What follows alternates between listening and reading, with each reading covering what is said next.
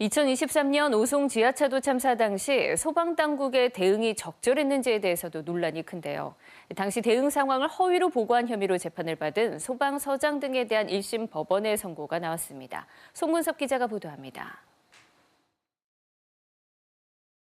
14명이 숨지고 16명이 다친 오송 지하차도 참사가 난 건 2023년 7월 15일 오전 8시 39분쯤. 당시 관할 소방서장은 약 20km 거리에 있는 청주시 모충동 수해 현장을 돌고 있었습니다.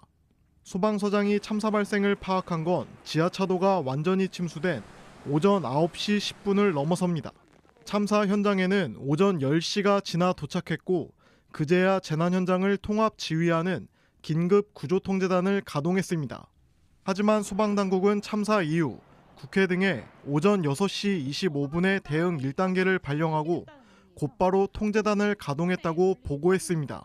검찰이 재판 과정에서 부실 대응을 감추려 허위로 보고했다고 지적하자 직원들을 비상 소집한 것을 잘못 보고한 것이라고 해명했습니다.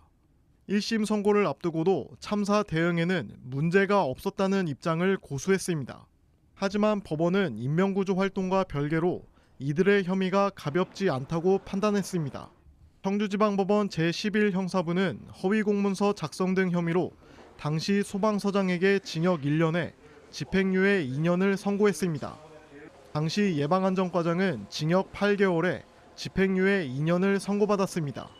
재판부는 허위공문서 작성과 행사가 소방조직 전체에 대한 불신과 오해를 불러일으켰다고 지적했습니다.